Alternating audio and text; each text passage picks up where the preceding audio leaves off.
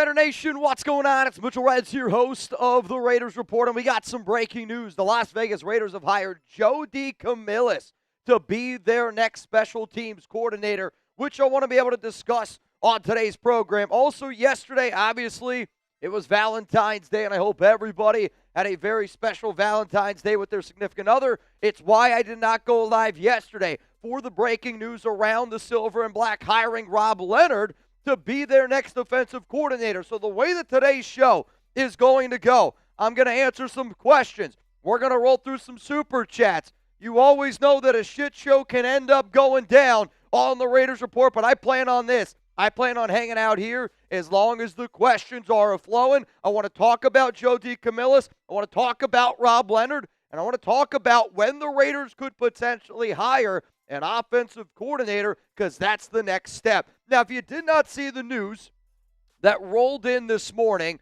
from Matt Zenitz, hopefully I pronounced that right, the Raiders are expected to hire South Carolina's Joe DeCamillis as their special teams coordinator. And before South Carolina, he was working at Texas in 2023. DeCamillis was a special teams coach in the NFL for 31 years, and that's really where I want people to look at, right? When you hire a young, innovative head coach in Klint Kubiak, when you bring in somebody also like Rob Leonard, who's a young, inexperienced guy at that position, it's really important for you to find a Mike McCoy as assistant head coach. Find a special teams coordinator with tons and tons of experience, and here's the thing.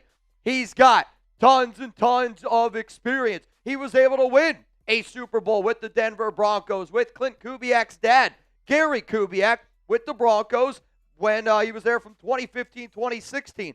Also, Klint Kubiak has a little overlap in 2016 with DeCamillis because they were together and Kubiak was on that roster, on that coaching staff in 2015-2016. So again, a little bit of overlap there. You guys know how much I love Sean McVay and all those types of guys. He was able to win a Super Bowl with the Los Angeles Rams with Sean McVay. Now, the reason why he ended up leaving the Rams is because that was right around the time where McVay didn't know if he was going to stay in the NFL. And McVay allowed all of his coaches and all of his assistants to go look for other opportunities. So DeCamillis, he ended up going to Texas. And now these past 2 seasons, he was at South Carolina where he was an associate head coach and special teams coach. But lots and lots of experience all around. I like this little thing that Chugs found. Former Broncos head coach Gary Kubiak on Jaguars special teams coordinator Joe DeCamillis. Joe is a leader of men and a tireless worker that brings energy and knowledge to the staff and organization. He is a championship-level football coach, and the Jaguars have landed a special man. Go get him, Joe. So that's when he went to Jacksonville in 2017 to 2020. And again, when you're seeing Gary Kubiak show that much love and respect to DeCamillis, it makes a lot of sense to me why the Raiders went out and they decided to get him. On top of that, though, there's a lot of other connections in here. We know how important connections are, and if you could let me know, how important is coaching in the NFL? Scale it from 1 to 100. And I would say the Raiders are the number 1 team that know how important good coaching is. No doubt about it, right? But it's not only the Klint Kubiak, Gary Kubiak ties. Oh, you could have a great team. You could also have an average team and look the way that the Raiders did last season, and that's honestly what ended up going down. But let me know down below how important coaching is. The other ties that DeCamillis has. Worked with John Spytek. That also is something that you got to look at. I think that one is very, very important because they overlapped in 2015. And then you got to think about the Raiders' assistant GM, Brian Stark.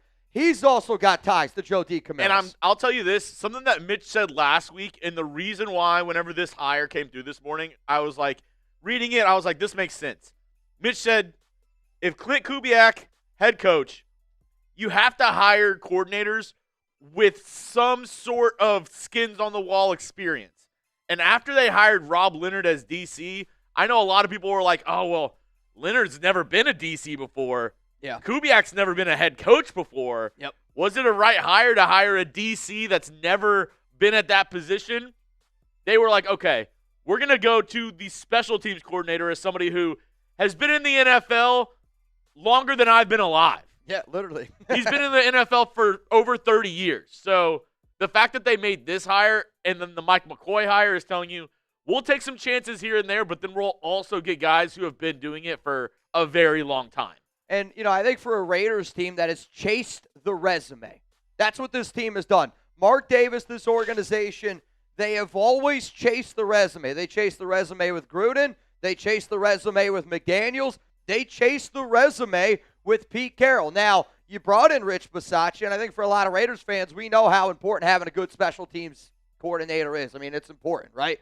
Because we always talk about offense, defense, but the Raiders also were, I would say, the worst special teams unit in the National Football League last season. And I'll always say this, I'm going to be a hopeful Raiders fan in the offseason. I think you got to be. And is Klint Kubiak a head coaching gamble? Yeah, but I think in my heart of hearts, it's a good gamble. Like, if you've ever been to the casino, if you've ever put money anywhere, you know the difference between a good gamble and a bad gamble. I mean, I just leave it like that. And I think somebody like Rob Leonard is a good gamble. And, yeah, there isn't anything out there that's going to point to why the Raiders decided to do this move, because he doesn't quite have the resume that I was looking for. Like, I wanted the Raiders to hire a Jim Schwartz, a Sean McDermott, somebody that had a lot of experience, but from all the reports and all the rumors that are out there, those guys were not interested in the Raiders defensive coordinator job. So we always say, I want a guy that wants the job.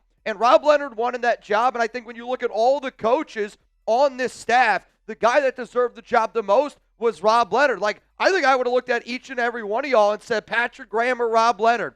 I would have been willing to give Rob Leonard that opportunity over PG, not because I don't like PG, but we've seen that song and dance. PG's a little bit more of the bend but don't break. You bring in a guy like Rob Leonard, who's got Mike McDonald ties. That's very important. He's got Brian Flores ties. Those are types of defenses that are going to come after you. Teams that invest in the defensive line. So if you're an organization that wants to invest in that defensive line, why not bring in the dude that knows the D-line the best, that has the best connection to Maxx Crosby, that can really help Klint Kubiak understand the defense that we have, because Klint's got to be able to focus on the X's and O's on offense. So we need somebody that can focus on the defense and knows what we have on the defensive side of the football. But the Raiders, I think what they decided to do is they go, okay, we can't fall into a trap like we did last season. And I know John Spytek feels this way, that the coaching staff last year didn't know the players very well. So if you're going to believe in Kubiak to build the offense, you need to be able to have people on that defensive side of the football that this organization has confidence in, that they know who those players are, which is also why I think the Raiders decided to bring back a guy like Joe Woods, who also tons and tons of experience on the defensive side of the football, knows this Raiders team from last season because he was the defensive pass game coordinator, but he also has ties with Klint Kubiak. So, like, to me, you add it all up, and it's never going to be maybe 100% what we want. But at the end of the day, you got to be a hopeful fan. I think if you're not a hopeful Raiders fan, you're just going to drive yourself nuts. And in my personal opinion, the reason why you see a Mike McCoy, you see somebody along the lines of a Joe DeCamillis, it's to pair with a young Klint Kubiak, to pair with a young Rob Leonard. And you keep Joe Woods, you keep a lot of that experience, and you're hoping to get the most out of it going forward. So here's what we're going to do today. If you want to get your questions, your comments on the show, make sure that you use #Raiders to get on the program. We're going to get super chats up here on the stream. If you want to get in our duck race, $20 Venmo, Mitchell Renz 365. I did not go live yesterday because it was Valentine's Day, and I knew in my heart of hearts if I tried to go live, my wife was going to kill me, and I'll say this. I put Raider Nation first a lot. Chugs and I, we put y'all first a lot. If there's one day, with all due respect, I wasn't going to do that, it was going to be on Valentine's Day. I planned on going live this morning just at my house by myself, and then I saw the Joe DeCamillis news rolled in here, and I said, you know what? Let's kill two birds with one stone. Let's talk about the special teams coordinator hire, and let's also talk about the brand new hire of Rob Leonard, since I didn't get that opportunity yesterday. But I'll just say this. I will be live here as long as the super chat questions are flowing in. That is true, Nocturne Raider. Next year is going to be a pickle. With what? Super Bowl is on Valentine's Day. Well, yesterday somebody asked me, they go, Mitch, what is it going to take for the Raiders to play in the Super Bowl next year? And jokingly, I was like, if you want the Raiders to play in the Super Bowl 365 days from today, yes, you need Klint Kubiak to be that great coach. But what you really, really need is Rob Leonard to be that defensive coordinator that kind of comes out of nowhere, that young coach. And again, face it, all these great young coaches started probably before their resume said that they deserved to have the job. But when you're up for the challenge, when you believe in somebody, you can get the most out of them. And yes, the offense needs to be great. But if you told me we're playing in the Super Bowl 364 days from today, I would say the reason is. Would you go live on Valentine's Day then? I think I'd probably go live on Valentine's Day then. Yeah, unfortunately, I will be live on Valentine's Day next year no matter what, because we're going to be live for the Super Bowl. But Rob Leonard's got to know what it takes to get this thing going in the next direction. I love how everyone is being negative on Rob Leonard. Yeah, I mean, Mackie, I think a lot of times fans want something, and if it doesn't go the way that they want it, I kind of do the same thing from time to time. We all do. And when it doesn't go the exact way that you want it, you think it's a bad move because it didn't go the way that you wanted it. And that's just how it is. But also at the same time, there's a lot of turnover. And for an organization that wants to change their offense, but also doesn't want to have all that turnover maybe on the defensive side of the football from a coaching staff standpoint, I like the Rob Leonard hire. I think it's a B grade overall. If anybody out there is trying to get their hands on a Sin City drinking team shirt, if you don't know, if you spend $50, you're going to get $10 off today on the Raiders Report. And we're going to be putting all these links. They're actually in the description of today's live show. We got tons of them, though. I'm just going to put the main link that takes you to the Raiders Report shop. So you're going to be able to see every shirt that we have, every jacket we have. It's chatsports.com/RR shop. The Sin City shirts are in there. You have the Mendoza shirts, the We're Kubiak shirts, all available at our main shop, chatsports.com/RR shop.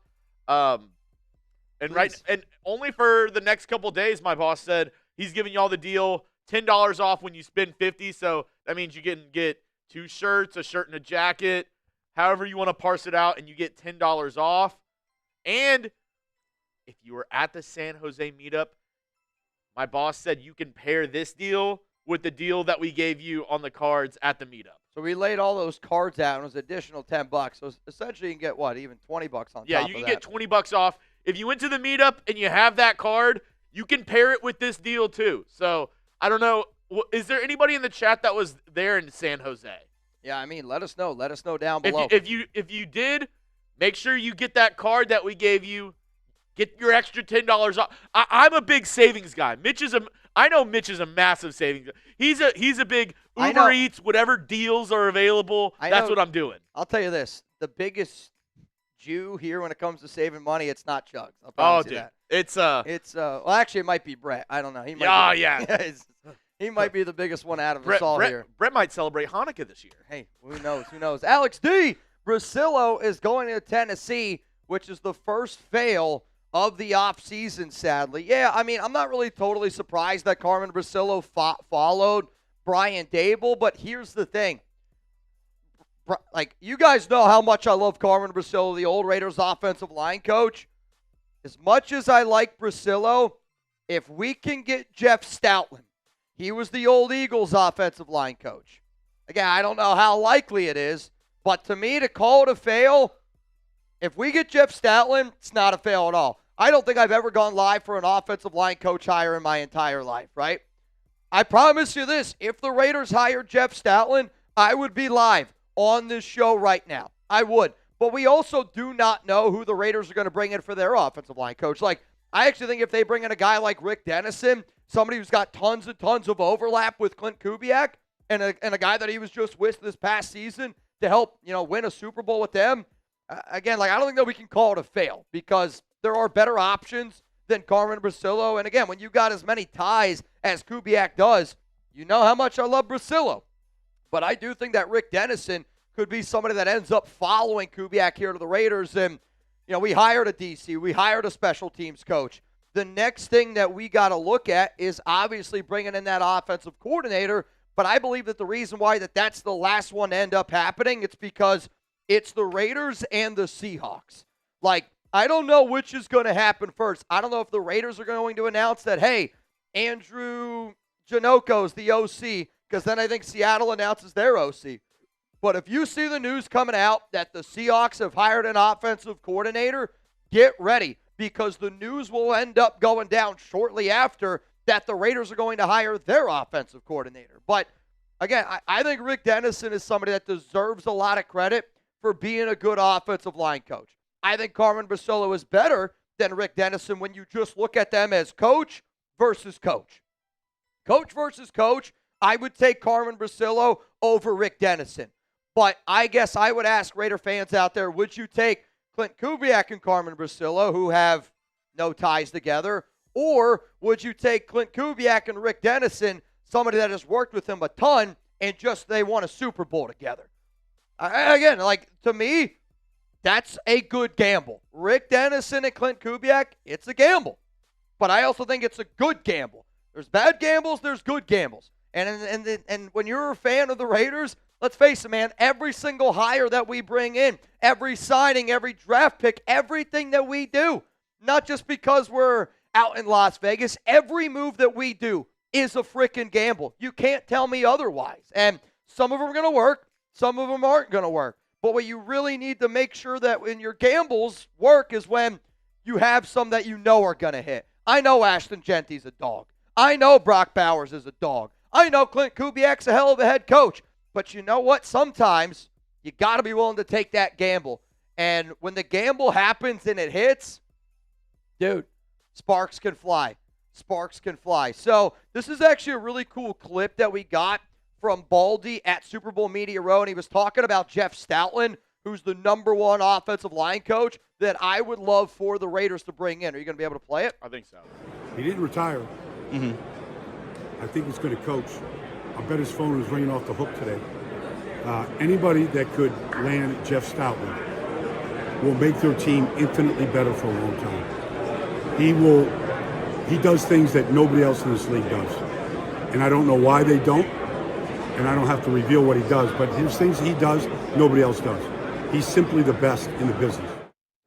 He didn't retire. So appreciate Baldy again for giving us that little bit there on Stoutland. But I just saw a comment down below. I'd rather we take a gamble right now rather than do the same BS we've been doing. Can't be scared to try new shit. I couldn't agree with that statement more. The #1 thing that I think Mark Davis has always done, and again, I want you all to get your questions in. Hashtag Raiders Super Chat to skip the line. And again, I promise you this. Chugs and I, we came in. We were both off today. As soon as this live show is done, I'm going to actually take my wife out. We're going to go out for brunch. We're going to go out for a little lunch. She's got her first work day tomorrow. Chugs has got some plans with his wife as well. So, again, at any point, we can hop on out of here. We wanted to come in today to be able to talk to all of y'all about the news that ended up going down. But if you could grade the hire so far for Klint Kubiak, give me an A, B, C, D, or F. Let me know down below. But, yeah, man, it's I forgot actually what I was going to say right after that. I don't usually forget my train of thought, but I did just forget my train of thought there. If you want to get in the duck race, $20 Venmo at Mitchell Renz 365. I see Arnolfo Soldier Man and Greg. You guys are in as it stands right now. Okay. Chuck's going to go grab some food. He'll be right back. Rebel said, can we join the brunch? Unfortunately, no. I don't think my wife and I, our brunch on Valentine's weekend is going to happen. But pronounce your name right. Perfect. That does not happen very often. I'll tell you that right now. But again, man, I think when you're dealing with the Raiders, I know I was going to say. I said this yesterday when I made my video around Rob Leonard. I think Mark Davis knows in his heart of hearts that he hasn't done a good job being a Raiders owner. He's made a lot of money as an owner, but he hasn't done a good job winning football games. That's just a fact. And I think a lot of times Mark overcompensates with his checkbook. And he knows that he can go out and he can hire people, and he always looks for the big hire. So sometimes I think when you overcompensate, you look for the resume. And I know Mark has looked at John Gruden, Josh McDaniels, Pete Carroll, these coaches that, let's face it, even like Chip Kelly, right? Like certain guys that have had the resume that says this is a good hire. When everything has failed that you've done in the past, why not try to switch it up a little bit? Again, you could have hired Jim Schwartz. There's a chance Jim Schwartz would have failed. You could have hired Sean McDermott. There's a chance that Sean McDermott could have failed. What I respect that Mark Davis did is Mark realized that Pete Carroll and that coaching staff was not the right coaching staff. We all saw the writing on the wall very, very early on. Pete's talking about not knowing who his guys are in September, right? That was a red flag for me because I remember going what the hell were we doing in February, March, April, June, July, August? How do we not know who our players are? Rob Leonard knows this team. He's been here for a while. But what the Raiders did and Mark Davis did that I do respect is they went with the guy that I think that they thought was the best coach. There's no resume that proves it for Rob Leonard. But I know a lot of the real ones, a lot of the people that watch this show, I think if you were to ask who's the best coach on the Raiders defensive side, I think a lot of people would have said Rob Leonard. And Rob Leonard knows this team. And that's important because when you don't have coaches that know your players, you can't really put a good plan together into the offseason. And maybe one of the other reasons why Rob Leonard was hired is because, Klint Kubiak got a little bit of a late start. They know they're a little bit behind the 8 ball. You got the NFL Combine next week. I literally will be on a plane, fly into Indianapolis for the NFL Combine a week from today. You don't have a lot of time together. So maybe Klint felt in his heart of hearts I know I can handle the offensive side of the football. I know I got that offensive side. How can I make sure that our defense isn't an absolute cluster? I'm going to bring in Rob Leonard, somebody who knows the trenches, somebody who's got an outstanding relationship with a lot of those players in that room and has an outstanding relationship with Maxx Crosby. I think that that's very, very important. So if I had to grade the hires so far for Klint, I'm going to just look at, I'm not putting Klint Kubiak into this, right? I'm not. So I look at Mike McCoy. I look at Joe DeCamillis. I look at Rob Leonard. I look at them retaining a dude, like Joe Woods on top of that. As it stands right now, I think it's a solid B. I do. I think it's a solid B grade for what the Raiders have. I don't think that it's anything higher than that. I don't think it's anything lower than that. Obviously, a lot of other stuff needs to end up going down. But as it stands, I will see B. I will see B. My opinion says AP had good relationships. How did that work out? Yeah, but I think, with all due respect, my opinion, I've been seeing you down in the comments. And, again, I don't blame Raider fans for being negative because of all the bad shit that's happened.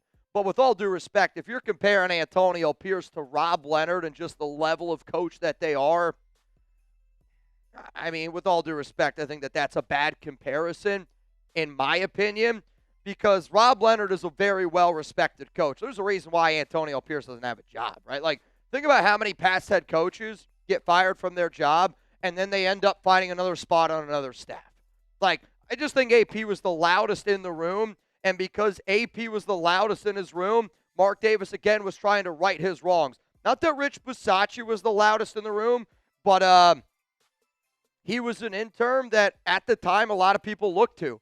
And I think when, Josh McDaniels ended up leaving, the Raiders needed somebody to be loud in that room. And Antonio Pierce, at the time, was the loud guy in the room that he felt could rally the troops. And, he did a good job in 2023, but then he was very much so not ready for the job as a head coach. I think, honestly, what would have been a better job for the Raiders to do is bring in a young, innovative guy to put a head coach, and then if they would have just put AP as the defensive coordinator and seen if that could have worked out. I kind of think that that's what the Raiders are doing this year. Your Josh McDaniels was Pete Carroll. Instead of doing what you did in 2023, 2024 that didn't work, you're going, all right, I want to get a young, innovative offensive guy, Klint Kubiak, and now I'm going to promote the best coach that we have on that defense, and I'm going to make him the defensive coordinator.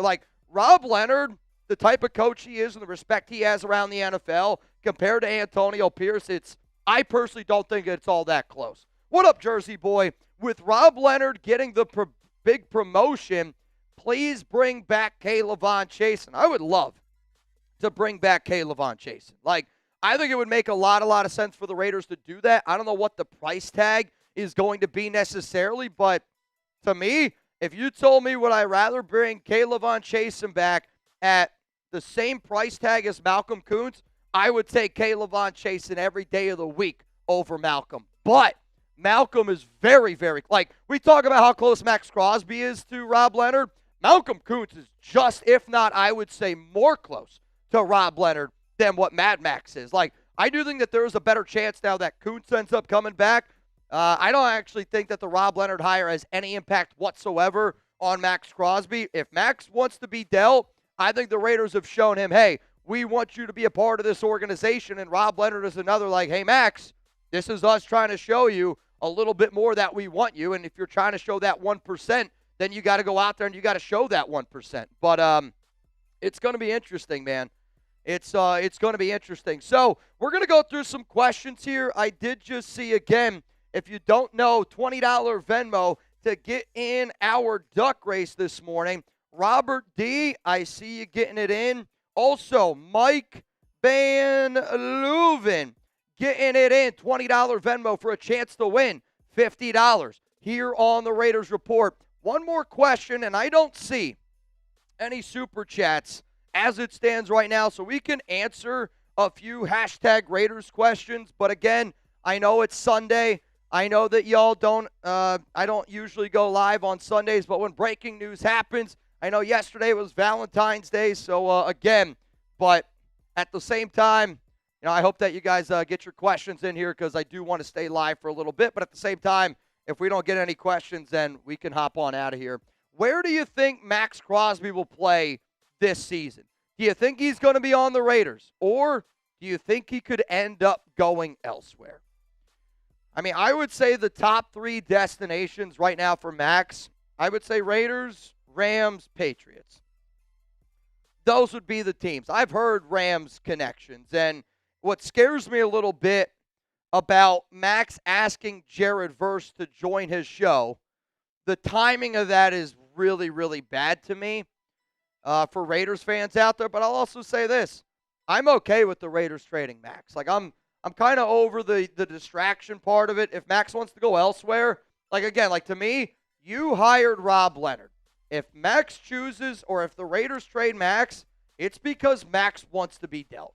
And if Max doesn't want to be a part of the organization, we as fans have to realize, like, like that sucks, no doubt about it, but it's like in any other breakup. If the person doesn't want to be with you, you got to be, like, man to man. I'm like, all right, like, shit, we got to move on from that situation. What do we think, man?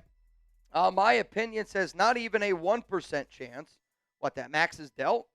Raiders Report breaking news, Maxx Crosby traded to the Bengals for Jamar Chase. What's funny is the Bengals would never do that. I was going to say that would be. We'd have to give them a first-round pick next season for Jamar Chase, for Max. And again, Max is a hell of a player, but no chance, no chance, no chance. Also, I mean, the Bengals don't want to pay Trey Hendrickson. Correct. They don't want to pay Trey, and they're trying to keep that offense together. What up, Suave? Grade A, because Rob is who I wanted, and I'm trusting Tom to get us Kubiak to just win, baby. And I think, like, that's what you have to do, man. Like, you have to just believe. You have to have hope. And what I've told myself this offseason is I'm not going to be blind loyal. And I'm never a blind loyal guy, and I hope that y'all know that. But at the same time, I got to try to find ways where I'm like, okay, that makes sense to me. That makes sense to me. That makes sense to me. I'm never afraid to say, like I said the other day, I would have taken Aubrey Pleasant over Rob Leonard because of the experience Aubrey Pleasant had. Not saying that I'm not happy about the Rob Leonard hire. I mean, you guys know how much I like Rob Leonard. But in every single move that the Raiders decide to do, I'm going to try to find the glass half full, side of that. My opinion says, what's the other one? I thought I just saw a trade down below. Oh, it's from Max. First and a third and Jamison Williams for Maxx Crosby. Thoughts? I actually think that would be the correct value. The problem with that statement would be, I would say we still need a number 1 receiver because Jamison Williams is a field stretcher. You make that trade if you have no confidence at all in Dante Thornton Jr., which I don't think that they do. Do you like Jamison Williams or DJ Moore more? Personally, I think DJ Moore is a better fit with what we have. Let me know in the chat. 1 for Jamison Williams, 2 for DJ Moore. If the Raiders traded for a wide receiver this offseason, who would you rather have? 1 for the Lions, Jamison Williams, 2 for DJ Moore of the Chicago Bears. I kind of lean more towards Jamison Williams. I know maybe there's some off-the-field character stuff with him, but younger, I think a guy who I think Kubiak has shown, like MVS, other guys who can. He would play the Rashid Shaheed offensive stretch the field role. I kind of like it. I guess I would say it is. What is the role? Is the role like if the role for Jameson Williams is to be a number 2, stretch the team like a little bit, like that's a great role for him. But if they need that, like if they need Jameson Williams or DJ Moore to be their wide receiver 1, you don't. Who is it? Brock Bowers. Brock Bowers is your 1, Jameson Williams, and then you're hoping Jack Betch is your Jacoby Myers, possession receiver. I mean, Trey Tucker's a hell of a blocker. You can't sleep on Trey. Like, Trey's a really good player. I mean, you always say Brock Bowers is the number 1 option, so he is. You have him as your number 1, Jameson Williams as your deep guy, and Jack Betch and Trey Tucker as your underneath. I kind of like it. I mean, I do too. I would not be mad about the Jameson Williams move. It would just be like, are we going to add another receiver? What exactly does that look like? But I think he would play the Rashid Shaheed role. And Jameson Williams I think he's like 25. See, Doug, I actually don't know if DJ Moore is a wide. Like, I would look at DJ Moore the same way that I would at Jacoby Myers, where I don't think he's a wide receiver 1, but I think he's a good wide receiver 2, and he would be the 1 on our team. And I think Jameson Williams is a wide receiver 2 right now. Yep. But he's not even in his prime. He's 24 years old. 24. He's 24 young. years old. I didn't think he was that young. That's interesting. So you're you're basically by trading him, you're basically drafting a receiver. I mean, it's interesting. I mean, I'll tell you this: 24. That's hella young. Jay Ville, how do I not know the team? I literally just named all the receivers and receiving options on the squad. Yeah, I mean, if you think Dante Thornton and Jameson Williams are the same player, I mean, he's on crack. I mean, dude, Jameson Williams has. Yeah, I mean, I'll say this. How many catches did Dante Thornton have this year? I love Dante. He's such a good kid, but I'm telling y'all this right now. I mean, there's a chance Dante Thornton could get cut this year. Like, if you're saying Dante Thornton's the same player as Jameson Williams, you don't know ball. Jameson Williams, back-to-back 1,000-yard receiving years. J-Mo's a hell of a receiver. Back-to-back. But I also think it's like, look at the offense that Detroit runs. Tell me you don't watch the NFL without telling me you don't watch the NFL if you think Jameson Williams is on the same level as Dante Thornton. That's like saying Zamir White and Ashton Genty are the same player. But no, seriously though, like you look at the offense that Detroit runs. You have a quarterback like Jared Goff, Fernando Mendoza. You can picture it. 2 running back set: Jahmyr Gibbs, David Montgomery, Ashton Genty. Let's add somebody like Tyler Algier. The thing that Detroit has is they have that great possession receiver in Amon-Ra St. Brown, true number 1, a good tight end in Sam Laporta. We might be able to use Brock Bowers as our true number 1. Mayer could be there, Sam Laporta / A.J. Barner. But having a field stretcher in J-Mo, what that does for you is it not only helps your ground game. We got some non-ball knowers. It can take it over the top. Just a lot of non-ball knowers. Yeah, I mean. Excavator. Any chance the Raiders, I think he needs Klint Kubiak here. Is there a Cody? I mean, I was going to say, I don't know. There's so many Kubiaks. I don't want to say that there's not. If you're talking about Clay, his brother, who's the offensive coordinator for the 49ers, I personally don't think that – I know that they're brothers, but I would imagine he's going to stay there. And if I'm Klint, I want to keep the guys that I've had a part of my organization. Like, I think it's a lot smarter for Klint Kubiak to hire an Andrew Janocko, a Jake Peets, than it would be to hire my brother Clay. And if I'm Klint Kubiak, I would want to stay with Kyle Shanahan because I probably have a better chance of getting a head coach job if I stay there. Stuttgart from Deutschland, do you believe they hire a surprise candidate for us? I feel like we've already hired a surprise candidate.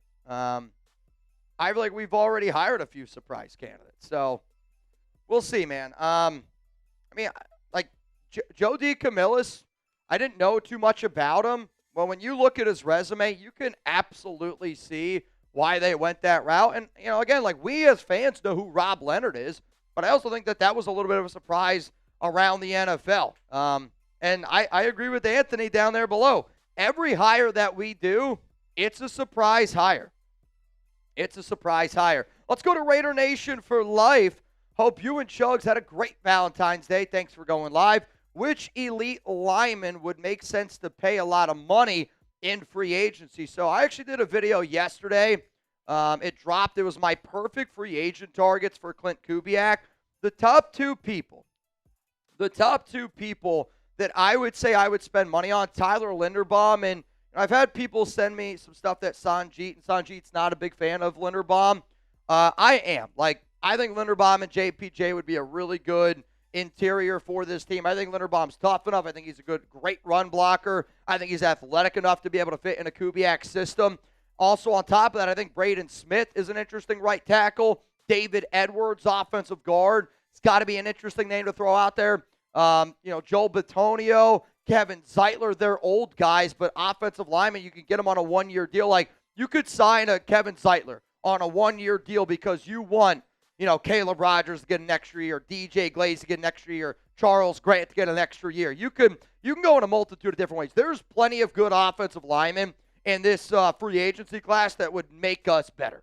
And I personally had a great Valentine's Day. Again, I think y'all know how much I love doing this show.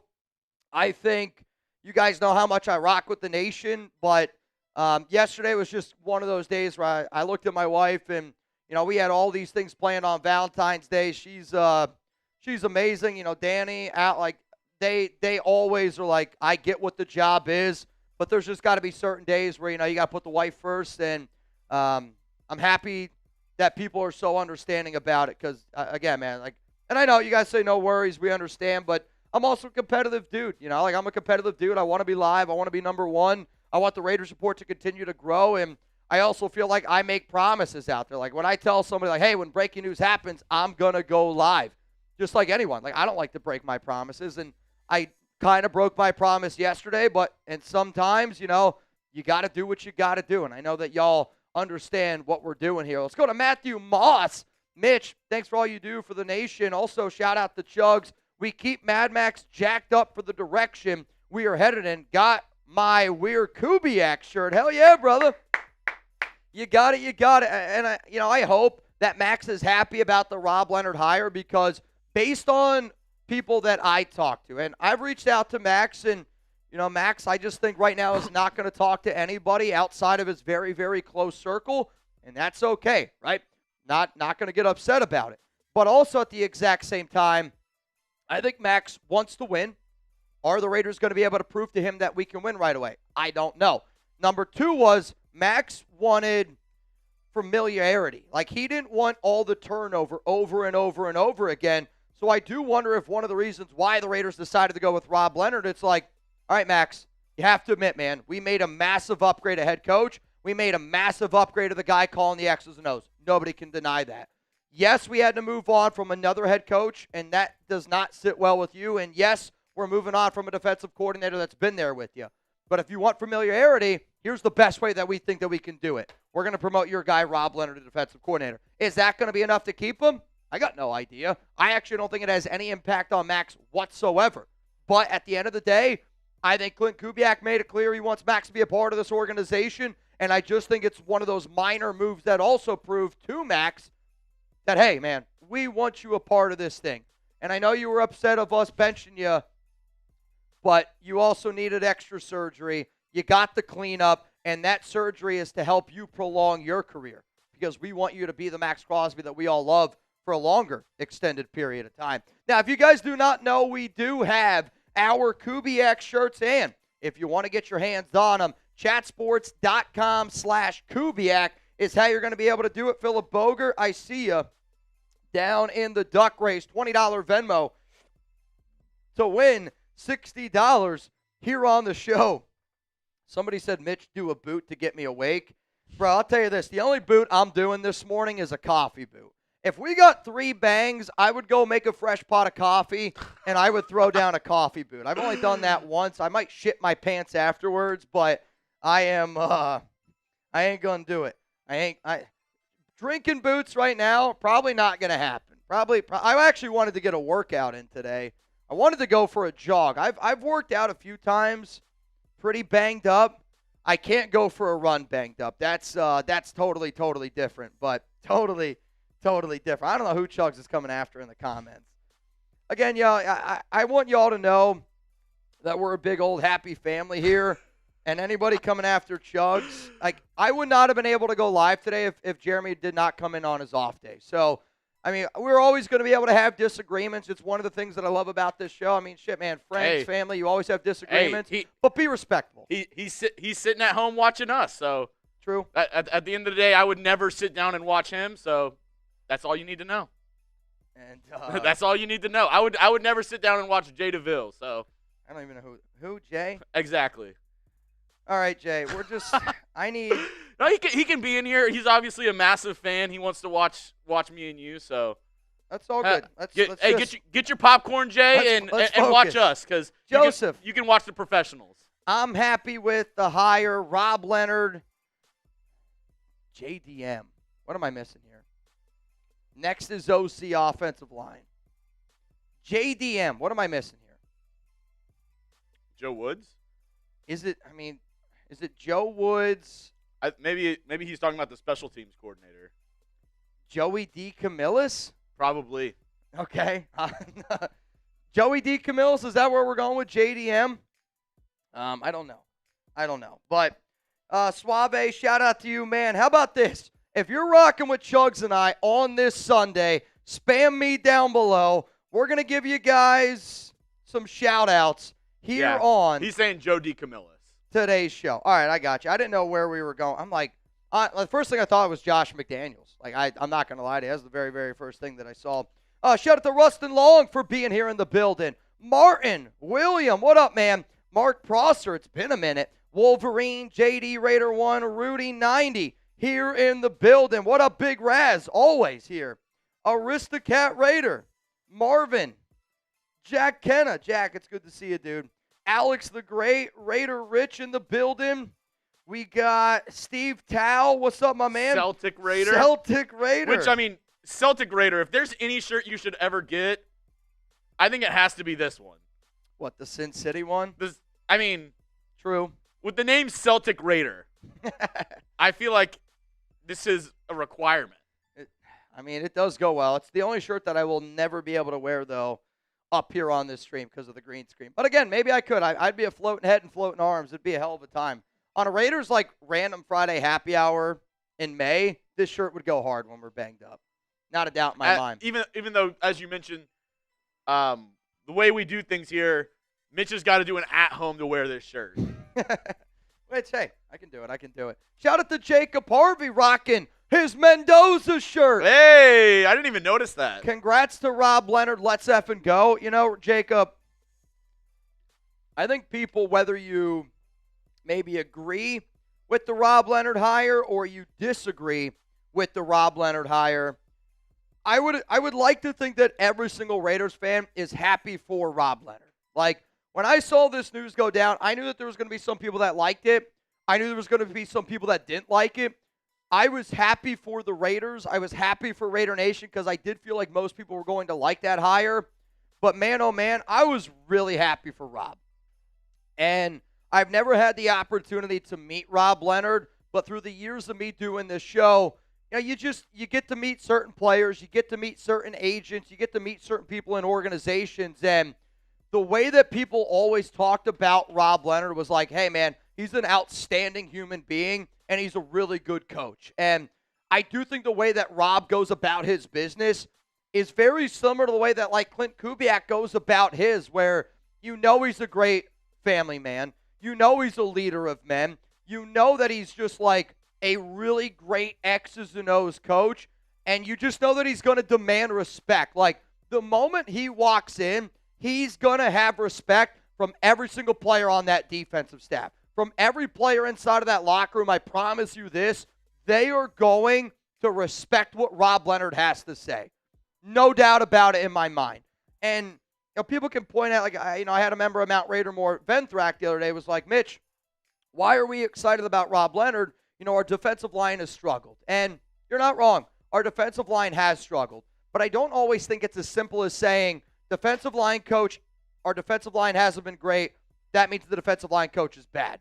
I look at the fact that we should have had Christian Wilkins, and one of the big reasons why Christian Wilkins signed with this team was Rob Leonard. Rob Leonard was a part of that Miami staff from 2019 to 2021 where he was learning underneath Brian Flores. So, I know for a fact one of the reasons why Christian Wilkins signed with the Raiders was because of Rob Leonard. He's no longer a part of this team anymore.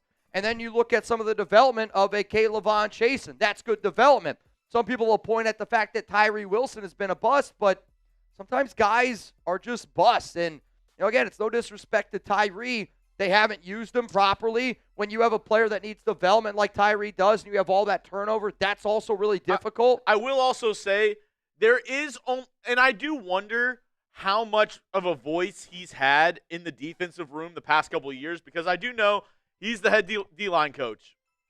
And I really want to know if it was him or Patrick Graham that wanted to move Tyree to defensive end for basically the past couple of years. Was it Rob Leonard who wanted him to be at D end, or was it Patrick Graham? Because at the end of the day, Rob Leonard could be like, oh, I think Tyree Wilson's a better 3-tech. I think he's a better defensive tackle. And if Patrick Graham's saying, no, I want him at D end, he's his superior. So whatever Patrick Graham says goes. And again, Pete Carroll wanted Tyree Wilson to play edge. I know for a fact. I'm not going to tell you to the family member of Tyree Wilson that I talked to, but he is a big fan of the Raiders Report. And to the person you know who you are, to the Wilson family, I know that you guys watch this program all the time, and I've had family members from Tyree Wilson say, Mitch, we 100% agree with you and Jeremy. Jeremy was really I think the first person, he was even before me saying, hey, we got to put Tyree Wilson at defensive tackle, because you could see early on he really only has a bull rush. He doesn't really have, I think, the quickness, the bend to get around. But, we were like, hey, he's been doing a really good job at 3 technique. Tyree Wilson wants to play at 3 technique. There's family members of Tyree that want to play him there. But Pete Carroll wanted to play him at edge. And I know for a fact that Pete Carroll was putting Tyree Wilson at edge, because I had Tyree Wilson family members saying Tyree's frustrated because he wants to play more in the interior. They're just not putting him there. But, again, a lot of the stuff kind of comes down to coaching. But I think the other part of the reason why the Raiders' defensive line's been so bad is because the offense has sucked. When you can't move the ball on offense, that puts more stress on your defense. And when your defense is out there, I think the Raiders' defense the past few years has done a halfway decent job in the first quarter and the second quarter. But then third and fourth quarter rolls around, they get their shit pushed in because everyone's gassed because the offense can't move the football, and we haven't had enough depth to really be able to sustain a good defense. Let's go to Eric Mitchell. Next up here on the program, there's a reason why Bowers have a tight end beside his name. We need a true number 1 wide receiver. Trade Crosby. They're never going to do this trade, Eric. Here's the thing that we got to realize. The Jets, I don't think that there's a single team outside of the Chiefs in the top 10 and outside of the Rams in the top 13 that'll trade for Maxx Crosby. Maybe the Commanders would. But if the Jets did this, I don't know what number 1 pick you think you're getting. I think their other number 1 pick 16, but the Jets aren't a team that's going to trade for Maxx, because only a team that thinks that they're a Super Bowl caliber team is going to trade for Maxx. The number 1 pick that we're probably going to get if you trade Crosby, it's going to be in the 20s. And it's probably going to be in the 20s. It's the main reason, the Jets, never going to happen. And the main reason is this. Think about it. If Crosby wants out of Las Vegas, what's the main reason? He wants to win. He wants to win, and he doesn't want to be a part of a rebuild.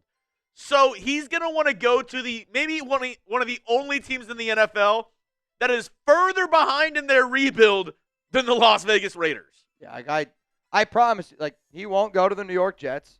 Not going to go to the Arizona Cardinals. I believe the New England Patriots, the Rams, the Bears, Eagles, the Bears, the Lions, Cowboys. the Cowboys would be the top teams that I think could try to cook something up to go out and get Maxx Crosby. But the hard part about that is, if you also want a number 1 receiver, I love Garrett Wilson. I think he's a really good player. But I think for the Raiders, you got to probably be looking at a first, a third, and a wide receiver 1, wide receiver 2 if you're trying to do a trade like this. But,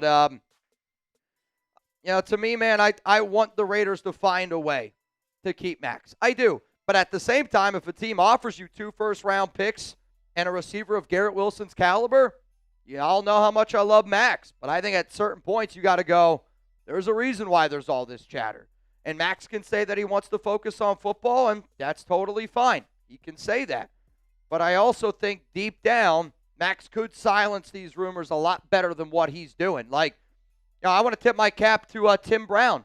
Some people I saw on social media going like, oh, I didn't like that Tim Brown wasn't at, the Klint Kubiak thing. What does Tim Brown do? He tweets out, he said, hey, I wanted to be able to go. I just couldn't make it happen. That's an honest answer. To me, that's how a man answers all the noise out there. And I respect that Tim Brown did that because just like yesterday, right? I told all y'all, hey, I want to be live for this show. I'm always going to be live for this show. But then I told all y'all, I can't do it today because it's Valentine's Day. Sometimes you just got to be able to say the truth. And when you tiptoe, it makes me think that you're hiding something. And I think the way that Max is handling a lot of these trade rumors very much so reminds me of the way that Devontae Adams did. Can't tell me otherwise. Rondo, what to expect from Rob Leonard defensive scheme-wise? So, obviously, I want to see what type of players that we bring and before I say what type of scheme we're going to go. But I'm just going to look at where Rob Leonard has learned from. When I think about the scheme that Rob Leonard runs, I actually really don't think it's going to look anything similar to a defense like Patrick Graham. I don't think it's going to look really anything similar to what like Pete Carroll instilled. I don't think it's going to look anything similar to like what Antonio Pierce did, anything in that regime. The reason why I believe the Raiders hired Rob Leonard is because Klint Kubiak just won a Super Bowl with Mike Macdonald. Rob Leonard comes from the hardball Mike Macdonald tree. So when Leonard was with Baltimore, Mike Macdonald was there in Baltimore. And if I'm Klint Kubiak, I'm going, I just won a Super Bowl. And at his press conference, he said that he loved that Mike Macdonald would challenge him and talk to him about defense because Klint felt, hey, man, if I know defense better, because I know the offense, but if I know what the defense might be thinking, because, Klint's going to put the offensive plays together. So then to get feedback from a defensive-minded coach and saying, well, if you're going to do this, this is how I'm going to try to stop it. That makes you better coaching staff overall. And for a guy like Rob Leonard, he comes from that Mike Macdonald tree. So I do think a defense that you're kind of seeing in Seattle right now, where the reason why that Seattle defense is as elite as what it is, and they got a lot of talented pieces, don't get me wrong. When you got Nick Immanwori, you got a lot of these other talented guys in the secondary, your linebackers, that's a good defense. But the reason why that defense is as elite as what they are, they get pressure on you with 4. They get after you with 4 or 5 guys. They're going to generate pressure that makes everybody else around you better. Rob Leonard, defensive line coach. Then I look at the other ties from 2019 to 2021. He was with Brian Flores. I know that the Raiders were interested in Brian Flores, but I also know that there were players, there were coaches, and there were some people in that front office that said, hey, man, if you bring in Brian, you might have a difficult time building a coaching staff because he's burned a lot of bridges throughout his course in the NFL. But Brian Flores brings the heat. Brian Flores brings the pressure. And I think that that's the style of defense that you're going to see. I think you're going to see a little bit of a mix of a Mike Macdonald Seattle, a little bit of a mix of what Brian Flores likes to bring, and then you're going to get Rob Leonard's own little spin on it. It's a recipe that I look at, and I sit here and I go, man, I think that that's going to taste really, really good. But also, until you try it, you don't know what it's going to taste like. So the reason why we are live today here on the Raiders Report, Chugs and I came in on our day off because the Las Vegas Raiders are expected to hire South Carolina's Joe DeCamillis as their special teams coordinator. And I also wanted to be able to sit up here and chop it up with the nation because I didn't get the opportunity yesterday, when the Raiders went out and they hired Rob Leonard. So because of that, I'm here, I'm live. I believe we're all caught up on all the super chats. Chug says yes. So here's what I'm going to do. I'm going to tell y'all, if we don't get any more questions, we're going to run the duck race. We're going to hop on out of here, and we're going to go back to our Sunday. If you want to get in the duck race, it's a $20 Venmo at Mitchell Renz 365. If you want the show to stay live longer, we just need questions, y'all. We just need questions. And I hope that you guys don't get upset when I do shows like this because we don't usually do this when we're actually working on our work days. But again, I get days off just like y'all get days off. I wanted to be able to spend some time with my wife today. I'm sure Chugs wanted to be able to spend some time with his wife today. And if you guys get the questions going, if we get some bangs going, we will stay live longer. But if we don't, that's okay. We're just going to hop on out of here just a little bit earlier. Let's go to Anthony. Before I do, though, Weldinator getting it in. I see Jeremy Valve getting it in. Rustin Long getting it in. $20 Venmo right now for a chance to win. $90 here on the Raiders Report. What up, Anthony? Mitch, I seen an article suggesting the Jets get Carr since his old OC Bill Musgrave is in New York. Your thoughts, would it benefit the Jets, or are they still in the same spot? I mean, I'll say, personally, I would love for Derek Carr to go to the New York Jets. I think it'd be a hell of a story. Bill Musgrave, I actually think that he was hired to be the quarterback coach there. But Derek also said that he wants to go to a team that helps him win a Super Bowl. The hard part about that is I think Derek needs to look at himself in the mirror and realize that no team with Super Bowl aspirations is going to bring in Derek Carr. Not going to happen. But also hearing Derek say that kind of scares me a little bit because I know that there's Raiders fans that want to bring DC in. That mindset, if Derek has that mindset, that still thinks that he could start in the NFL at a high level. If you're the Raiders and you got to get Fernando Mendoza, he needs to be the only quarterback that you got your eyes on. I personally don't think it makes any sense for the New York Jets to bring in Derek Carr. I don't think it makes sense. I don't know what the Jets are going to do. I don't know if there's a team that has more draft capital, that has more to work with in the draft, that might be shit out of luck more than the New York Jets. Because I think if you go out and you get Derek Carr, you're going to spend money, and then where are you going to be? Because Derek, the Jets then still don't have a long-term answer at quarterback, and we know Derek Carr. Derek Carr's not bad, where the Jets are going to have the number 1 overall pick. But they're also not going to be good enough where they go win playoff games. So you're going to be the New York Jets that need a franchise quarterback that are going to be somewhere probably in the 7th to 13, 14 range at the draft. That's the worst thing that the New York Jets could do. They need a quarterback next year. And they need a QB. So I think if Derek Carr was smart, he would humble himself a little bit, and he would try to be the best backup quarterback that he can be in the National Football League. Because I think the only teams that he would have a shot to start for, and the quarterback scarcity it's very scarce this offseason between free agency, all that type of stuff. I mean, honestly, I think the only teams that Derek Carr could honestly start for next season, maybe the Miami Dolphins, because if they don't want to do anything with Tua, the Arizona Cardinals, I don't know what they're going to do. I do think the New York Jets could bring them in, but outside of those teams, I don't think that there's another team unless I'm forgetting one, missing one here, but I don't think it makes any sense for the Raiders because you have the number 1 pick. The Chiefs. The Chiefs, no, he doesn't. Mahomes will be good week 1. I would be shocked if Patrick Mahomes is not ready by week 1. It's an ACL. ACL, some other stuff. I mean, I know, but I mean, ACLs anymore, for a quarterback, that's probably a 6 to 8 month. Again, I don't know the extensity of that Mahomes injury. Now, if it's just ACL, that's probably for somebody who is athletic as him and the treatment that he's getting, 6 to 7 months. If it's LCL, meniscus, MCL, all that other shit, then that adds a little bit more time. I personally think Mahomes is going to be out there week 1. How mad do you think the nation would be if DC went to the Chiefs? I think there'd be a lot of people that would be upset about it, but at the same time, I wouldn't really care. I wouldn't. I know DC wants to retire a Raider. I personally don't think he would go to Kansas City. I mean, if they offered him a deal and that's the only one that they did, sure. But Mahomes will be playing football games next season. And I think he's going to be playing week 1. Could be wrong. We'll see. What up, Mike? If Maxx goes, who would you want to replace him? I think when you talk about certain connections around the National Football League and certain guys that, have ties, I think you look at certain ties that Rob Leonard has had throughout the course of his career. And I think that you look at Jalen Phillips. I think Jalen Phillips would be an interesting edge option. I think you got to look at Adoe. I can never say it. Odafe Owe. He's the old edge rusher of Penn State. I actually forget what his name was originally. He used to go by a different name, then he went by his, no, I don't think it was Jeff.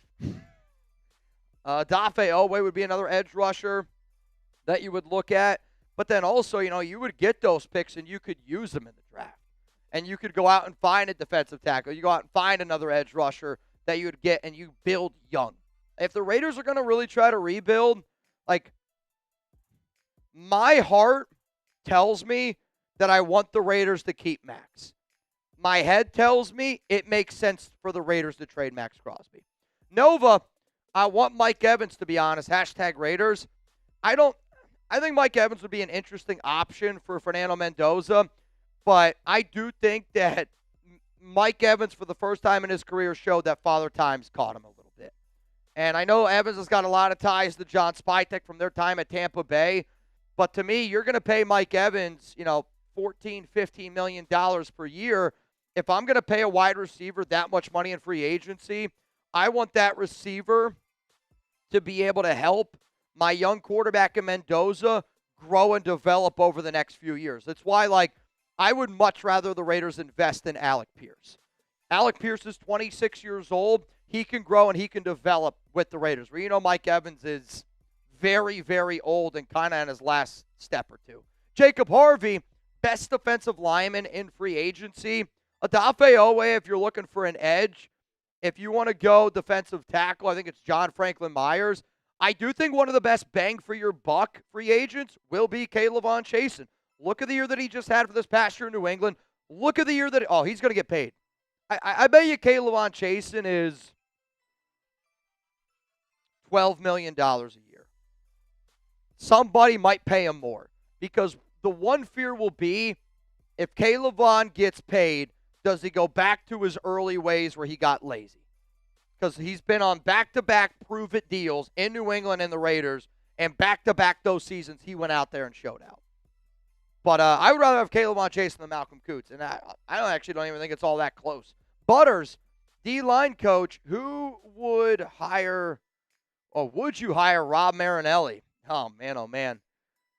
Marinelli's old. I don't know what the age is on Rob Marinelli. At the same time, Rob Marinelli is one of Maxx Crosby's guys. If the Raiders wanted to really put that full court pressure on Mad Max to stay, Rob Marinelli would be a very interesting hire. I'm trying to see his age. He was with Dallas. I can't. No, how the hell are you spelling it? Rob. I don't feel like that's the right name. It's Rob. Rob Marinelli. Rod Marinelli. Yeah, it's Rod Marinelli. Okay. I was going to say, I'm getting it confused. Yeah, Rod Marinelli, dude, he's 76 years old. If you wanted to bring in Rod Marinelli as an assistant to the defensive line coach, sure, because he is very well respected. But again, dude, you're 76 years old. That's old, man. That's an old guy. Oh, that's interesting. The Chargers are hiring former Steelers outside linebackers coach Denzel Martin as an assistant outside linebacker coach. The back and forth y'all were having in production the other day had me dying. Right, when we had I left for the weekend, and you were like, "Oh, but the Chargers just hired." That whole exchange in our production Slack channel was it was elite. Let's go to PP69. Hell of a name. Nate Shieldhouse, OC can't spell. That's not going to happen. Shieldhouse is just going to stay with the Rams. He's going to get promoted there. He's probably, have they named an offensive coordinator yet for the Rams? Kingsbury's an assistant, but Shieldhouse is going to stay with the Rams because Mike LaFleur, the old OC with the Rams, he ended up taking the head coaching job in Arizona. But again, Nate Shieldhouse is good. I'd rather you bring in Andrew Janocko. I'd rather you bring in Jake Peets. I'd rather you bring in somebody that has helped Klint Kubiak be the best version of himself. Cesar Lorenzo, what's going on, man? Mitch, I feel like the McCoy hire was a rushed move. It's an assistant head coach move. I think you bring in Mike McCoy to handle the bullshit that your head coach doesn't want to handle. In all honesty, I think Klint knows the reason why I got this job is to call great plays, to be in charge of the offense. And that's what Klint Kubiak's going to do. But also when you're a head coach, you got head coach assignments. that you need help with. And it's just like running a business. And I just think that all the Mike McCoy hire is somebody that's got head coach experience, somebody that has ties to the Kubiak family, and somebody that Klint believes in to just handle some of the other things that head coaches just need to be able to handle, so that way Klint can focus a little bit more on the X's and O's on the offensive side of the football. Like, I look at this move very similar to what Seattle did with Leslie Frazier. Leslie Frazier is somebody that has a lot of respect around the NFL, probably not in a position right now to be a head coach in the league, to not really hold a DC, coordinator type of position. But the Seattle Seahawks said, you know what, I have a lot of value in Leslie Frazier because he brings a lot to the game. Like, when Tom Coughlin was brought in for AP, I know AP wasn't the right guy for that job, but I do think smart organizations bring in these types of people that they trust, that they have faith in, and that, think maybe similar to the way that they do. I'm not saying that you're wrong for thinking that it was a rushed move, but I also don't really know how you can rush in a assistant head coach hire. I don't think that you can rush an assistant head coach hire. I actually think it makes more sense to bring in an assistant head coach quicker and earlier to help you bring in everything else that you're going to have to do. What up, Kobe Carson? As a Raider fan, I think we have too much blind loyalty to players that don't help us win. We have done everything for Maxx, so if he wants to leave, go ahead. Nobody above the shield. Same with DC. I agree with you, dude. Like, I completely agree with what you're saying here. And, I tweeted this out the other day, and I got some flack for it because Maxx has always been the one player that you can't talk about. But at the same time, I think this offseason is the number one offseason where Raiders fans kind of feel the exact same way you do, because the Raiders have always prioritized Maxx Crosby over quarterbacks. They've given him money before. They've always made him the number one priority. They have hired coaches based on his recommendation. And I do think it's one of the reasons why, because Maxx swung and missed so bad on Antonio Pierce, why you kind of see Maxx doing the, hey, man, I'm just going to hang out in the background here, and I'm going to focus on me, and I'm going to do what I need to do. But I tweeted this out the other day. I'm going to see if I can find it here real quick. This is what I said, because I completely agree with you. The Raiders don't need distractions. And unfortunately, the Maxx Crosby trade rumors are already a distraction. I believe Maxx and the Raiders are equally to blame for the distractions this offseason. Maxx deserves to win, but he also signed a contract extension that was heavily front-loaded. Mark Davis has always made Maxx the top priority each offseason. I hope Maxx is a Raider for life, but if he can't see that the Raiders are moving in the right direction with Klint Kubiak, top 2 in salary cap space, number 1 overall pick, 10 draft picks, then maybe it's time for a split. At the end of the day, I want the Raiders to win, and I hope 98 is here winning with the nation. I tweeted that out. But I also will say, like, if you get a Micah Parsons level trade, goodbye Maxx Crosby. And I think that's just the way we got to look at it, right? If Maxx is going to be business first, and that's how Maxx is operating. He's operating as, I want to be a Raider, but he's also not saying I'm only going to be a Raider. It's very different, right? It's very, very different. It's like you getting into a relationship with somebody and not saying, like, I'll look at my wife and I go, you're my wife. I love you and it's only going to be you. You can't be in that type of relationship and go, yes, you're my wife, but I'm always going to keep my options open. That's just very, very different. And that's kind of the way that I think Maxx Crosby has done it. So if you guys agree with what Kobe Carson is saying there, I like this a lot. Type me down below if you agree with what Kobe is saying, because I do agree with what you're saying, man. And we gotta keep thinking always what's best for the Raiders. And if Maxx doesn't want to be a part of it, that's okay. Like, I'm okay with if the Raiders end up trading Maxx. I am. Like, I really, truly am. I want Maxx to be here, but I also don't want to be with somebody that doesn't want to be with me. And if Maxx can't, honestly, I'm not trying to say it just reminds me of every time, like my dad used to say this. I'm not mad at how Maxx is handling this offseason, but I am disappointed in it. And I'm allowed to say that. Y'all are allowed to feel the exact same way, because the Raiders have always done right by Maxx Crosby. They have. Can't tell me otherwise. Can't tell me otherwise, man. Let's go to Country Boy 1984, and here's what's going to happen. We are going to put 10 minutes on the clock. Today's live show, you got 10 more minutes. My deal that I'm doing is if you want to get it into our duck race, it's a $20 Venmo at Mitchell Renz 365. The last time that I checked, the winner would have went home with $90. Now I see Isidro, you in, and then Nicholas, you in. So it's 20 to win, 110. If you want this show to extend, if you bang, we're going to add 10 minutes to it. If we get 3 bangs, I'm doing a coffee boot, and we're going to give you another 30 minutes here of the Raiders Report.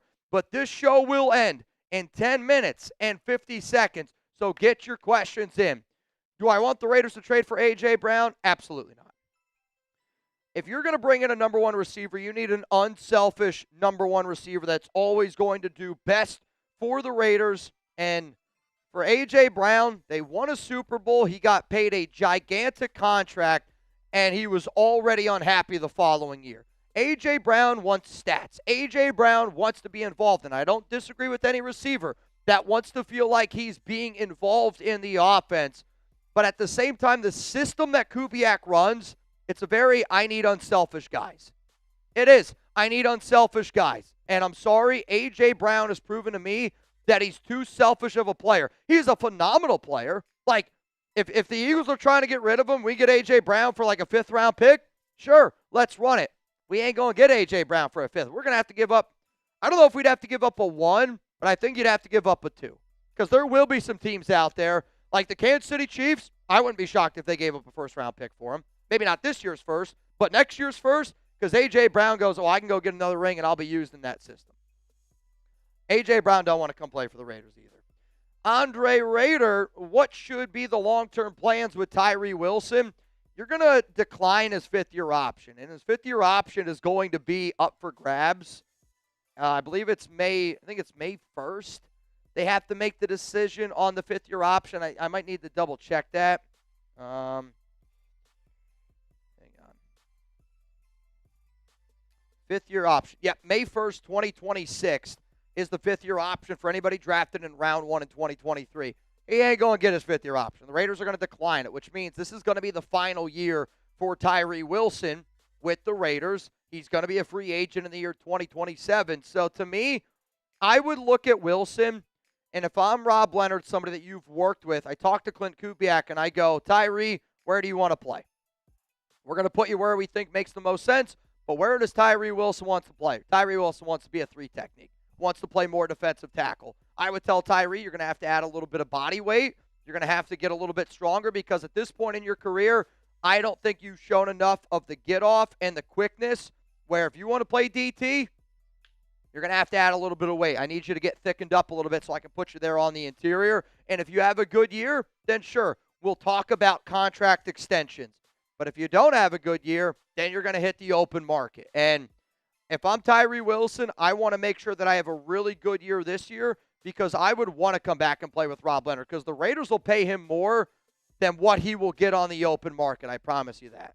Because the concerns around Tyree is that he doesn't love football, that he doesn't have good work ethic, and when those concerns are out there, they're out there. I'm telling you that right now. They're out there. Raider Nation, Mitch, what's your Mount Rushmore of Raiders legends? Oh, boy. If I'm talking, if it's just, are we talking just players? If it's just players, I will put Bo Jackson on that list because I just think Bo Jackson is the greatest athlete of all time, and it's a shame that he got injured. But if you told me who's the best running back at their peak all time, I'll take Bo Jackson. The next name that I'm going to go with is probably Charles Woodson. I've always respected Woodson's game, and I think he's one of the best to do it all time. Next name I'd probably go with there on my Rushmore. Man, there's so many great Raiders. Do you go with, I don't know if I'll put a quarter, I don't know if I would put the Snake on there. I don't know if I would go with somebody like that. Like Marcus Allen is a very intriguing. I'd probably go Howie Long. Howie Long is one of my dad's favorite players. I know it's David Zahn's favorite player, and I think Howie just embodies what being a true Raider is all about. I see some people type in Lester Hayes. Lester Hayes is a really good one. I'm going to go with, since I went with Howie Long, I'm going to go with a personal one for me. I'm going to go with Jim Otto. And when I first started doing this show, again, shout out to David Zahn. I saw that he was here earlier today. He's Mount Raider more for a reason. And Jim Otto is Raider Ron's favorite Raider of all time. And love the way that he played on the interior. Love the way that he, really set the tone for some of those great Raiders offensive lines over the years. And I'm going to go a little bit personal. So for Zahn, I'm going to go Howie Long. For Raider Ron, I'm going to go Jim Otto. And then for me, I'm going to go Bo Jackson and Charles Woodson. That's going to be my Raiders Mount Rushmore. Lyle Zato's a hell of a one. Gene Upshaw's a really good one. Speaking of Mount Raider more, what up, Nav? I have a hard time believing that Maxx commands Micah-level compensation coming off a fairly heavy knee surgery. Full scope ain't no joke for a defensive end. Completely agree with you, Nav. We ain't going to get a Micah Parsons level type trade. And I don't think a team's going to offer you that also because Maxx isn't going to be medically cleared probably until June. So what type of team is going to do that type of trade for a player that won't be medically cleared until June? It's just not going to happen. And I know a lot of us, myself included, I wanted multiple first-round picks. I really think the only way that you're a team that gets multiple first-round picks is if a team like New England that's drafted in the 30s, a team like the Bears, the Lions, the Rams maybe give you 29 because they have 13 and they give you another first-round pick. The only way that you're going to get 2 firsts, I believe at this point for Maxx, is if those teams are picking in the 20s. And they're picking in the 20s for a reason because they feel like that they're a Super Bowl away from going out and getting a Maxx Crosby. This was a trade that I floated out on the show before. Would you take this trade? First-round pick, second-round pick, and we get a starter. Because the Micah trade was a Pro Bowl level starter. It was a Kenny Clark. I don't think you're going to get a Pro Bowl level starter. So if you get a second-round pick next season, first-round pick this season, and a starter, what does a starter look like? It could be somebody as talented as Eric Stokes, right? Somebody where we're like, that's not a Pro Bowl level guy, but you know what, damn it, he can start here for the Las Vegas Raiders. That's the type of deal that I think you end up getting it. Nav, I find it more likely he gets traded in season to a contender. Could be one. So this was a trade that I threw out the other day for the Rams, and what's funny is I put this trade out there, and then Maxx announces that he's going to bring Jared Verse on the show because, I heard the Rams multiple times. So you get Byron Young, who had 12 sacks last season. You get the number 13 pick. The Rams also hold pick number 29. So if you want pick 29, let's say that goes 29, I think that actually turns in then to a potentially first-round pick. I think the Rams would be the one team willing to overpay because they're so confident that, they got Devontae. Devontae's recruiting Maxx right now to the Rams. I know that for a fact. And we have 3 fourth-round picks. So that could be a deal that they end up doing. Another trade that I threw out was the New England Patriots, which was you get 2 first-round picks. The Raiders were interested in getting Christian Ellis last season. We heard Diana Rossini report that Maxx was potentially going to go or was interested in playing with Mike Vrabel over there in New England. That could be something. I'm looking right now down below. David Zahn saying I would take that trade all day long. Which trade do you guys like more? Do you like this Patriots one where you get 2 first-round picks and a starter like Christian Ellis? Or do you want to go with, the Rams trade where you get the higher first-round pick? That's important. Pick 13 compared to pick 31, that's an additional first-round pick, in all honesty. And Byron Young is a better fit when you lose Maxx. He's also a better player than Christian Ellis. So which trade do you like more? Do you like the Rams one? Do you like the Patriots one? I know that there's 2 first-round picks involved and no draft compensation, but I like the Rams pick a lot more. I like that Rams trade more personally than I do the Patriots one, but that's the cool part about the show. You guys can always let us know. So we didn't get a bang. We don't have a bang. We will stay live, like I said, for 2 more minutes unless we get a bang. If you want to get in the duck race, final chance for you to do that. Anthony Green, you in. And then also Frankie Rodriguez, you in. $20 Venmo, chance to win $150 here on the program.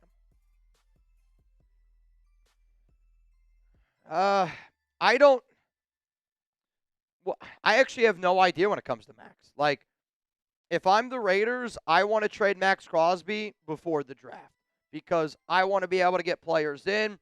I want to be able to just start the rebuild right away. Because what I don't want is the Maxx Crosby trade rumor cloud over me all off season, over me all season long. I don't need those extra distractions. And if you think that they're going to be there, what really needs to happen is the Raiders need to bring Maxx Crosby in, sit him down, man to man. Tell them this is what we are going to do as an organization. We want to keep you, Max, a part of this organization. But here's our plan. Are you buying in or do you want out now? That's honestly what I would say to him. And I would go, I don't want to hear this. I don't want to hear that. I want to hear Maxx Crosby is focused on being the best Raider that he can be. Not Max is focused on doing his rehab right. I need to know that our leader, a guy that's going to wear a C on his chest, a guy that we just paid all this money to, is going to be focused on being the best Raider that he can be. And I know Max is going to go in there and do the work. But it also, from that leadership standpoint, you need to know that it's secured. So I'm saying you trade him before the draft. But if they are losing and Max is a part of that team, and if they don't have a winning record come NFL trade deadline time, I would say it's 100% that Max is going to be out the door by that time. But again, I just don't want to deal with that bullshit.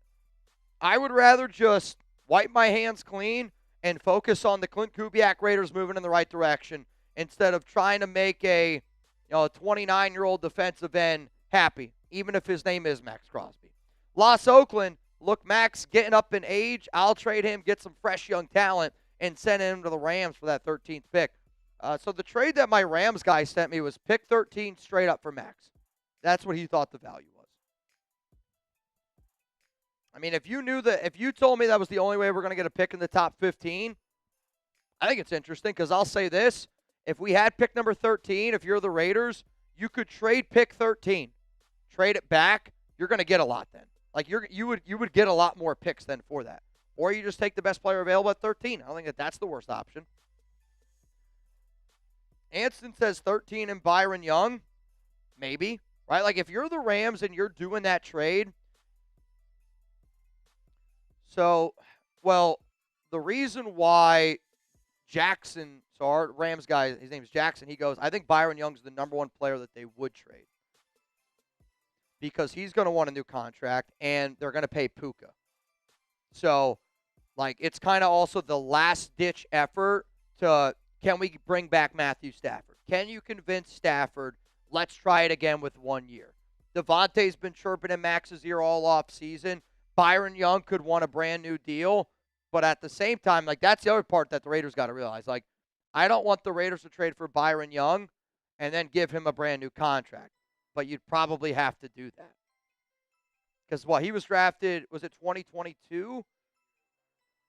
Byron Young, he's out of my, I think that was 2023. Yeah, it was 2023 when they drafted Byron. Was it? Oh, that's the wrong, of course. I know. So, yeah, that was the third round. So, Byron Young still got 1 more year on his rookie deal. Last year of his deal. So, you could probably bring him in. Again, if I'm Byron Young, I'm coming off 12 sacks. I probably would want a new deal. You're not going to pay him as much as Max. Byron Young probably on an extension is probably, man, coming off 12 sack season, though. That's 15, 20 mil easily. Yeah. If Byron Young would want 25 mil, I wouldn't do that. I don't think he's 25 mil good. I think he's very much a product of a system, very good. 12 sacks is. What are his stats the year before, though? He's been solid. Byron Young has been a solid player, no doubt about it.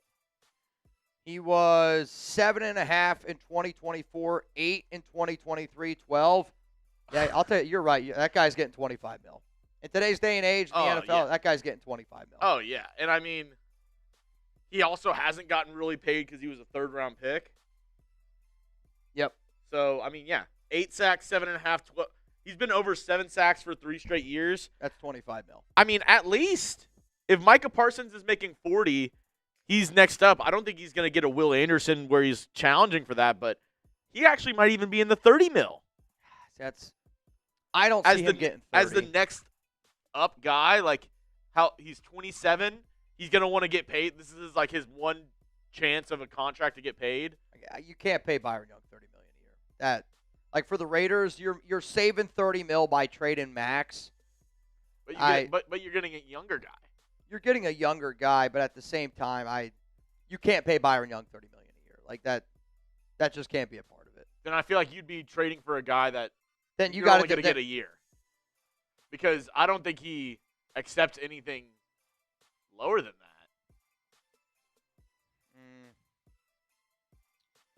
I can't wrap like Byron Young's not. He's not 30 million. Highest paid edges. Micah Parsons at 46. Okay. Aiden Hutchinson at 45. TJ Watt at 41. Myles Garrett at 40. What's the 10th highest paid guy there? The 10th highest paid guy there is Nick Benito at 27. See, I would look at what the franchise tag would cost to give it to a defensive end, and then I would look at number 10, Nick Benito, and I'd say that's where I want to get you. Yeah, I mean, Brian Burns makes 28. Again, no, I don't think anybody thinks Byron Young, though, is as talented as those guys. As Brian Burns and Nick Benito? I guess I don't. I think Byron Young is a really good player that has kind of benefited from being in a really good Rams situation. Yeah, Byron Young's a good player, man. He's no doubt.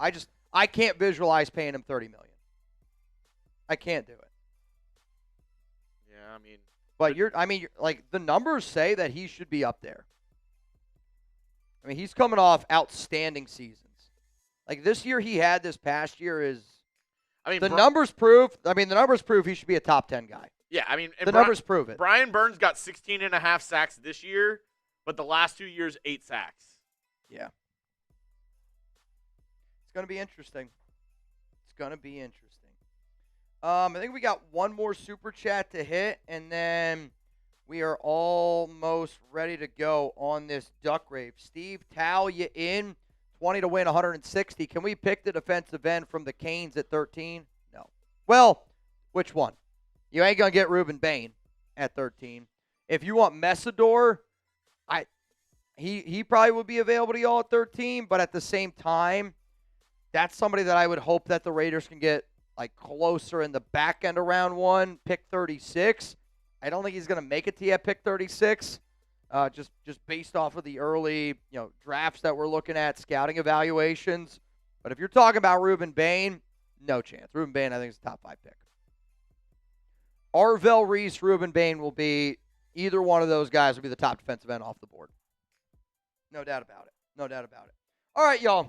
We're going to do this duck race, and we didn't get any bangs, so what we're going to end up doing is doing this, and then we're going to hop on out of here from today's show. Again, I appreciate all y'all always tuning in. When breaking news happens, we always try to break it down with Raider Nation. So, 3, 2, 1, let's get it going.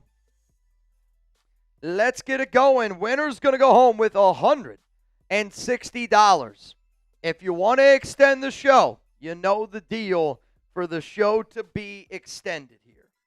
That's the deals that we're doing. Philip Bogert out to a little bit of an early lead here, followed by Unruffle.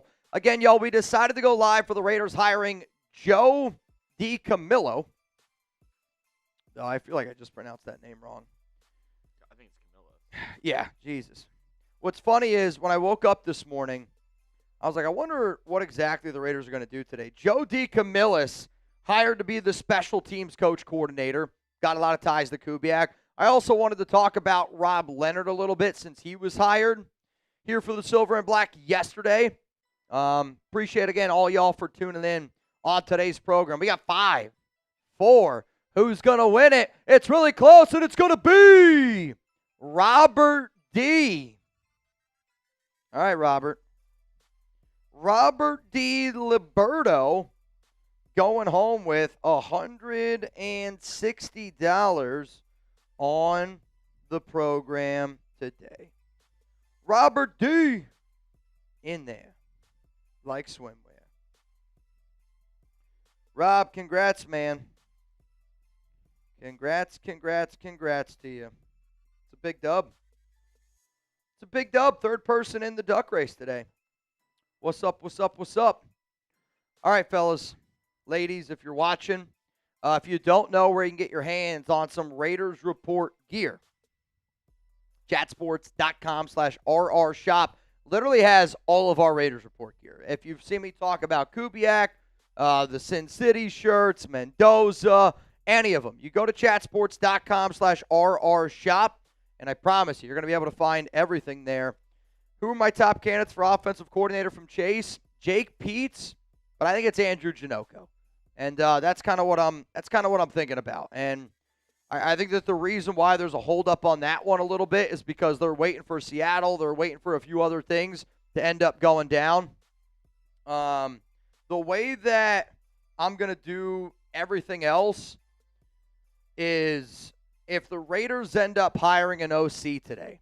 So for those that don't know, my wife, she starts a new job tomorrow. She's very excited about it. And her and I, we have plans today. And she told me if any Raider stuff happens before 1 o'clock, I could do what I'm doing. 1 o'clock for the rest of the day, I'm just not going to be able to go live for the remainder. Like if the Raiders hire an OC, I'll get you a video from home like I did yesterday around Rob Leonard. And then if I need to, I'll go live tomorrow by myself here. Because, again, I'm actually off tomorrow. We had a 3-day weekend here at Chat Sports. So I want y'all to know, kind of everything that's happened around me in my personal life. Just always keep you guys up to date, just so you know. Shout out to all y'all. Thank you so much for tuning in, and appreciate each and every one of y'all for pulling up today here on the Raiders Report. Again, if you don't know why we went live, the Raiders, they hired Joe DeCamillis as their special teams coach, and they also decided to promote Rob Leonard as the defensive coordinator. From me, from Jeremy Chugs, from all y'all out there, thank you so much for watching. Thank you so much for tuning in, and I'll see you guys here very soon on the Raiders Report.